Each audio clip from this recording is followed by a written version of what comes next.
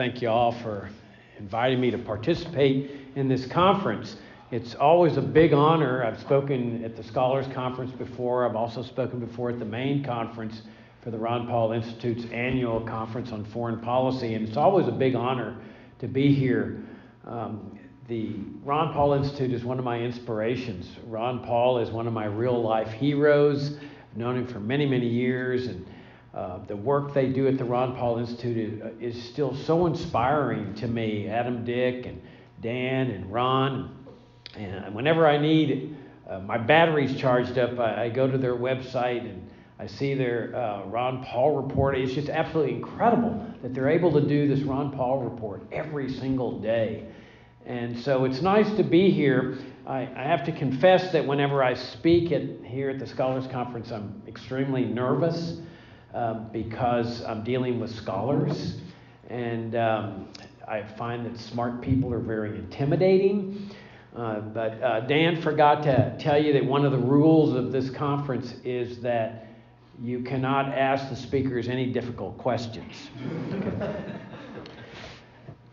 I hold that the greatest mistake that America has ever made was converting the federal government to a national security state. Of all the mistakes, this is the big one. This has been the greatest destroyer of our rights, our liberties, and our democratic processes. Now, what is a national security state? A national security state is a government that wields omnipotent powers, totalitarian-like powers. To employ the title of one of Ludwig von Mises's books, it is omnipotent government. Now, it's important to note that America was not always a national security state. We began with a governmental structure that is the total opposite of a national security state. It's a governmental structure that we call a limited government republic. When the Constitution called into existence the federal government, the American people were very leery. They were concerned about a government wielding too much power. And it was explained to them that, no, you don't need to be concerned about this. They had been operating under a third type of governmental system called Articles of Confederation, where the powers of the federal government were so weak that, get this, the federal government had been operating for some 10 years or so without even the power to tax. That was the concern, that the federal government would have too much power. And it was explained to them that, no, this is a government that will have powers that are limited, that are enumerated in the document. If the power is not enumerated in the document, they can't exercise it. And so this is going to be a totally different type of government that exists in England and Europe and so forth, where the government wields the power to act in the interest of the people. Well, Americans went along with that, but they were still concerned. And so they said, we want a Bill of Rights, which really should have been called a Bill of Prohibitions, because it doesn't give rights. It restricts the government from interfering with rights. If we look, for example, at the power of assassination that exists within the national security establishment, we see that for the first 100 so years, more than 100 years under a limited government republic, there was no power of assassination because our ancestors were extremely concerned about that kind of power. And they were told, well, you don't need to worry about this, because if you look at the Constitution, there's no power to assassinate. And so we're looking at enumerated powers. You don't need to worry about that. But they did worry about it. And so that was the whole idea of the Fifth Amendment. Fifth Amendment, or at least partly the idea of the Fifth Amendment, that says you don't have the power to take away a person's life without due process of law. In other words, you can't kill a person without giving them formal notice of charges and a trial. And the Sixth Amendment said, and if you want a trial by jury instead of a trial by some judge or some tribunal, you can have that too. A jury composed of regular citizens from the community. And they were not only thinking about assassination, but they were also thinking about extrajudicial execution, where the government just takes somebody into custody and kills them. They were concerned about the federal government doing that sort of thing. And so they expressly prohibited, in addition to not granting the power in the original Constitution. In a national security state, when America was converted to a national security state, that went out the window, just by its very nature. There was no constitutional amendment that nullified the Fifth Amendment. It was just by the very nature of a national security state, the government acquires these omnipotent powers. And the Supreme Court deferred to this omnipotent power, even though there was no constitutional amendment to nullify it. Now, if for example, let's say the Drug Enforcement Administration decides as part of the war on drugs that, since they have failed for some 50, 60, 70 years to win this war, and they're still waging it, that they've decided to do what they did in the Philippines, that they're going to start assassinating people who are violating the drug laws. There's no question that the Supreme Court would immediately issue, or the federal courts would issue an injunction against this type of thing, saying you can't start assassinating people. Fifth Amendment prohibits this. But if the CIA or the military assassinates people, the mindset is we're going to defer to them. We're going to defer to the power of the national security establishment. Now, when we talk about the national security establishment, we're talking about the Pentagon, the CIA, and the NSA. Three entities here, but really part of an overall apparatus, a military apparatus that is divided into three parts. It's sort of like the military part being divided into the Air Force, the Marines, the Air Force, the Navy. It's an overall apparatus that is divided into the Pentagon, the military-industrial complex, the CIA, and the NSA, wielding omnipotent powers, including the power of assassination. And the Supreme Court defers to this. So, for example, if we look at Russia, which is a national security state also, and there's, let's say, an assassination of Yevgeny Prigozhin, nothing's going to happen to anybody, Putin or anybody else, that if they determine that they're the ones that committed this assassination, if that's what it was, and it certainly appears that way, nothing's going to happen because everybody understands that a national security state has the power of assassination. Well, the same here. When the government assassinates an Iranian general, when we're not at war with Iran, and he's visiting a foreign country that we're not at war against, that nobody's going to be called to account for that assassination because this is an inherent part of a national security state. Now, I should also point out that not only did we have a founding governmental system, but we had a founding foreign policy that Dan made reference to in his introductory remarks of non-interventionism. So a limited government republic did not come with a Pentagon, a CIA, and an NSA. It came with a very small, relatively small, basic military force. Certainly not large enough to go abroad and embroil itself in foreign wars. The idea was to protect, settlers in the West from attacks by Native Americans, Indians, and so forth. A relatively small, basic military force. And the idea was that we are not going to go abroad to save people from wars, invasions, tyrannies, and so forth. This was encapsulated in John Quincy Adams' famous speech that I highly recommend, called In Search of Monsters to Destroy. And Adams said, look, there's a lot of monstrous things that happen in the world. There's invasions, there's revolutions, there's wars, there's civil wars, there's famines. But the U.S. government will not go abroad to save you with its military forces. Now, interestingly enough, they did say that we're going to have a policy of open immigration, which meant that if you get out of your country and you want to get out to save yourself and your family, there is always at least one nation that you can come to that will not forcibly deport you back to your country.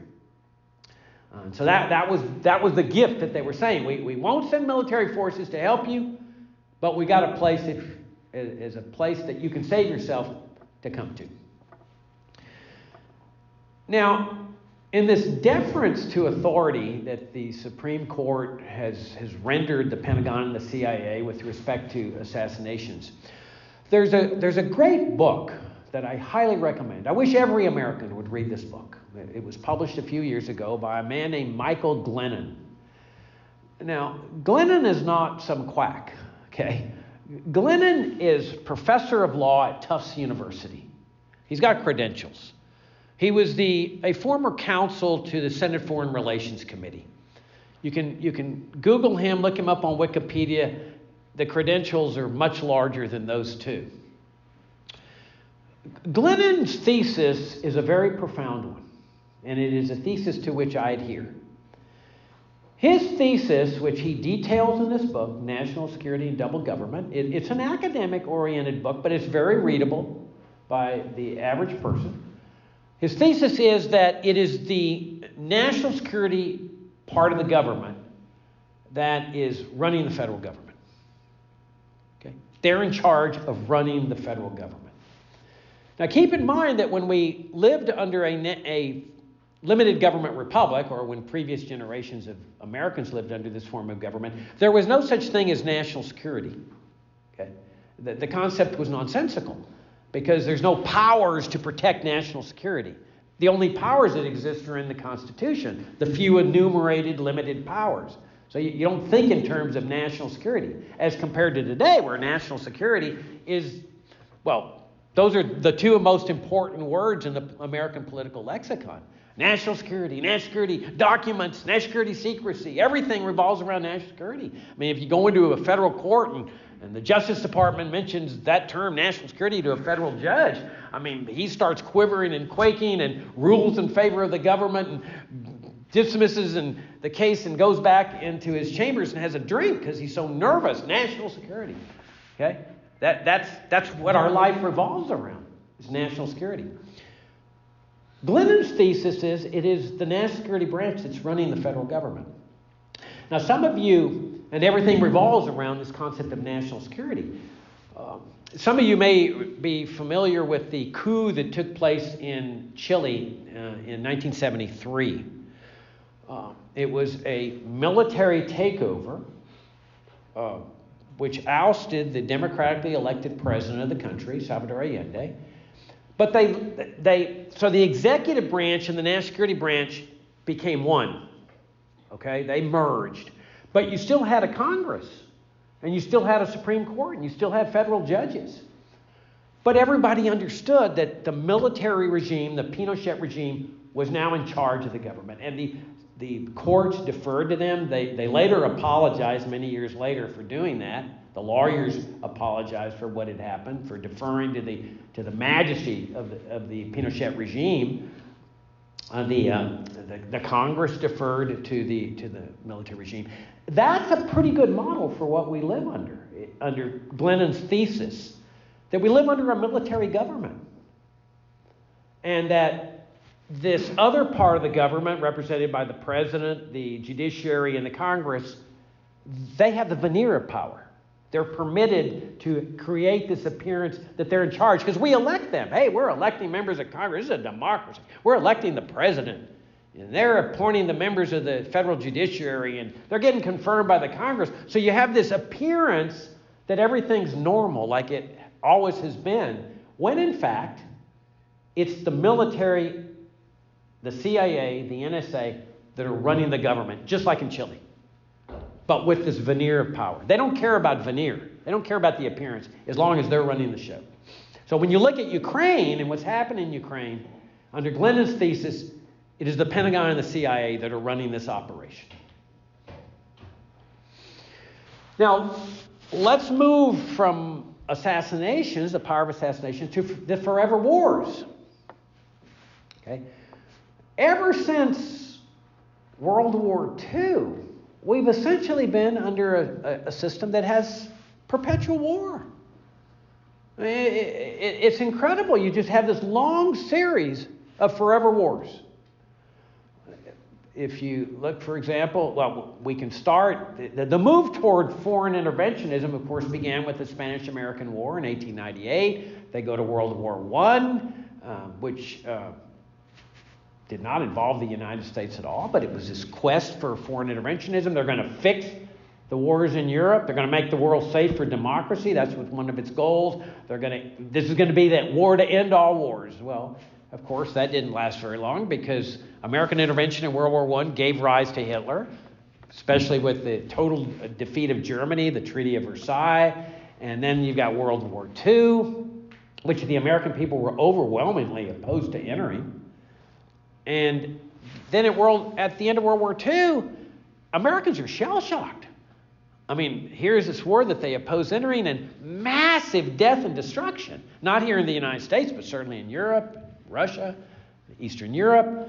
Massive death toll. They're shell-shocked, but all of a sudden they're told, look, we're really happy that you guys, we defeated Nazi Germany, but we got bad news for you. You can't rest. Because now we got a new official enemy, and that's the communists, represented by the Soviet Union, which the centerpiece is Russia. Yes, Russia, the same Russia that we're now obsessed with today.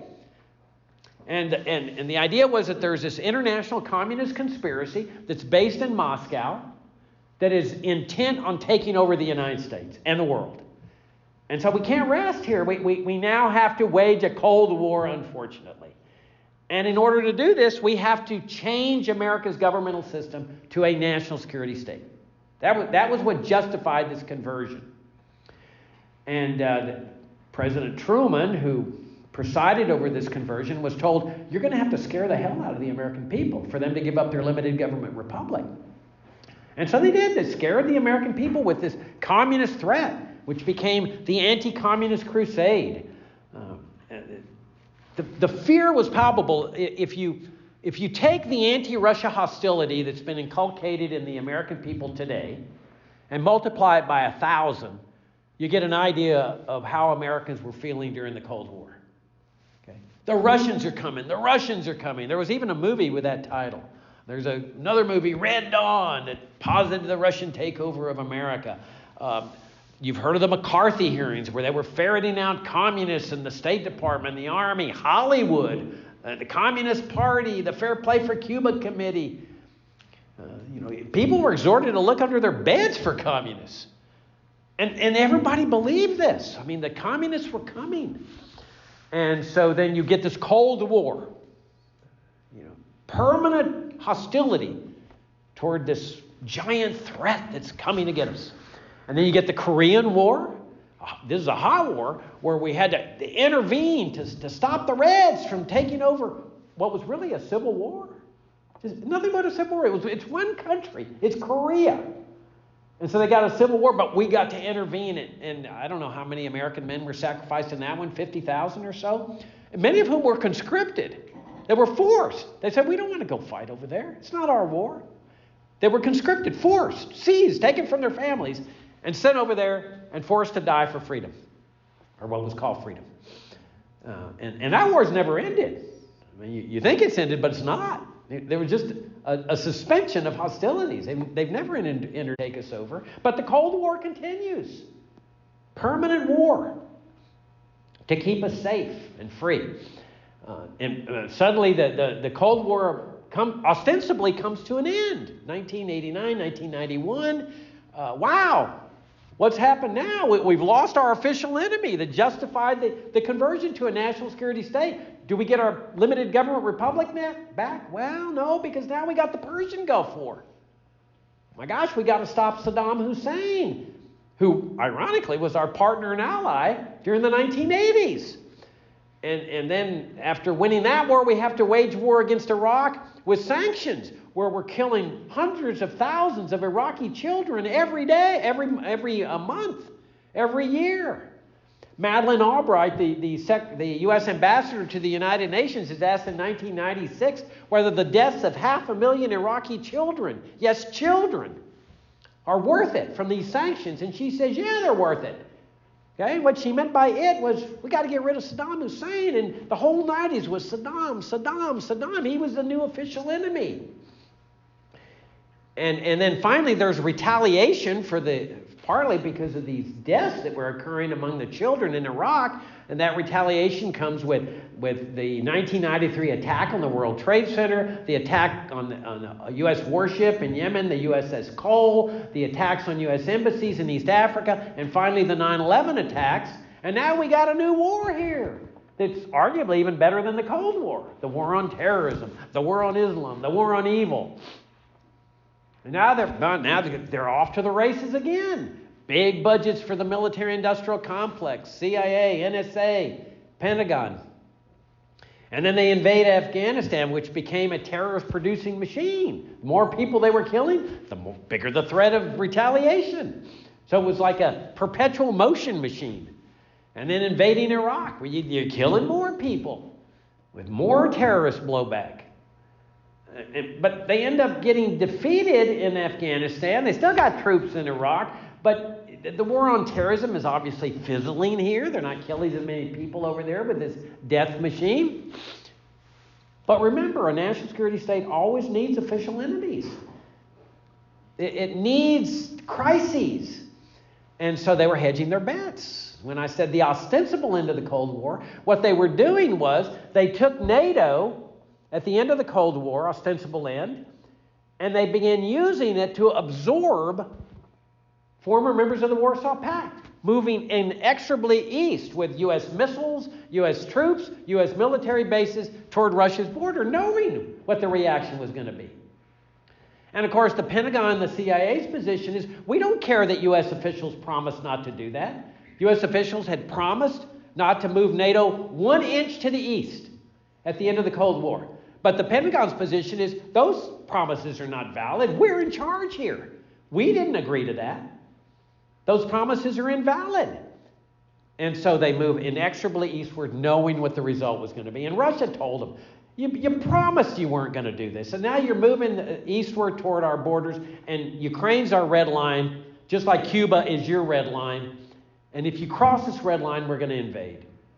And the response was, okay, invade. And they make talk about inviting Ukraine into NATO, which means U.S. troops on Russia's borders and missiles. And it also means taking over Crimea.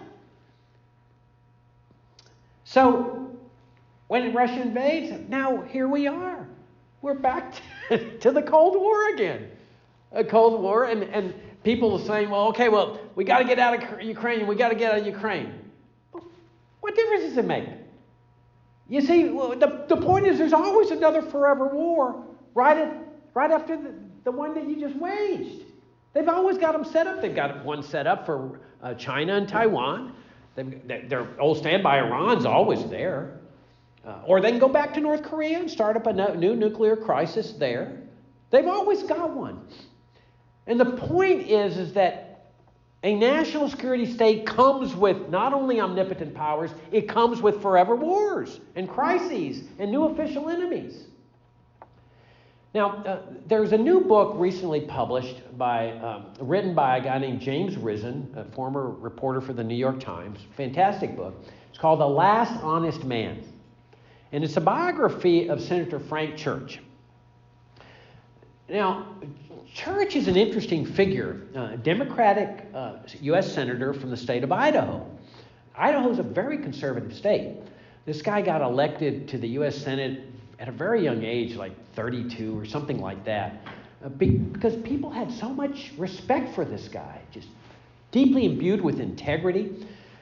Perhaps you've heard of the Church Committee. The Church Committee was a committee that was appointed in around 1975, mid-70s, to investigate the exercise of these omnipotent dark side powers of the CIA, including their state-sponsored assassinations. And Church was heroic. I mean, he took on this most powerful agency that could easily retaliate against him. And he uncovered, through the Church Committee, many of these dark side things that the CIA had been doing, including supporting the coup in Chile, where they assassinated a totally innocent man, a man named General Rene Schneider. Now, the CIA says, well, we didn't really assassinate him. Our plot was just to kidnap him. Well, the man's armed. He's the commanding general of the Chilean armed forces. So he fights back during the kidnapping attempt, which is right there in broad daylight in Santiago, and they shoot him dead. He survived for a couple of days, but he died from his wounds. And so the CIA is clearly responsible for this murder. But, of course, nobody's brought to account because of this omnipotent power. But Frank Church is uncovering things like this. And he's using the Church Committee. And so I highly recommend that you Google Church Committee or go on Wikipedia and read about the Church Committee, what it uncovered. But one of the fascinating things is I'm reading this book. I'm like stunned. Because Risen points out the Church discovered, or came to the realization, that as long as you have a national security state form of governmental structure, you're going to have forever wars. That's a revelation that goes over a lot of people's head. They want to end the forever wars, but they want to keep the national security state in existence. Church is saying, you can't. It's like thunder and lightning. It's like saying, well, I'm opposed to the thunder, Jacob, but I favor the lightning. Well, if you favor the lightning, you're going to get the thunder, and this is what Church realized. If you have a national security state, you're going to get the forever wars. Now, he became a principal opponent of the war in Vietnam. He was heroic.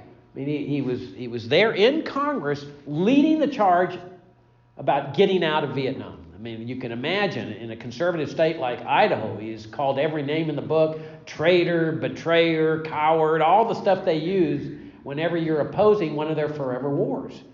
But Church was heroic. He stood his ground, and he's really in large part one of the principal reasons why the United States was forced to finally get out of Vietnam. And I mean, if it hadn't been for the anti-war proponents in that war, the likelihood we'd still be there, killing and dying for nothing. So now, where does that leave us? Okay, we've got this national security apparatus. It's essentially a permanent apparatus, because when you're born and raised under a type of system like this, you don't tend to question it. You think this is what we're accustomed to. This is for our safety. This keeps us safe. The Pentagon keeps us safe. The CIA keeps us safe. The NSA keeps us safe. And we're willing to surrender ourselves to these omnipotent powers, to omnipotent government, the power of mass secret surveillance, the power of assassination, including the power to assassinate Americans, the vast military-industrial complex, vast military intelligence expenditures that are flinging our nation into national bankruptcy and monetary debauchery and ever-increasing debt, along, of course, with the welfare state way of life. But as long as you're born and raised in this system, you think, how do we get rid of this? This keeps us safe. We can't survive. And it's not like we haven't been warned. If you go back to the Founding Fathers, who established the limited government republic that opposed the national security state, I mean, there is no question, but if the Constitution had called into existence a national security state like we live under today, the American people would never have approved it. They would have continued living under the Articles of Confederation. No question about it. They never would have approved this type of system. If you look at the Founding Fathers' talk about standing armies, now what they meant by standing armies is a national security state, or a military-industrial complex, or a deep state, whatever label you want to put on this.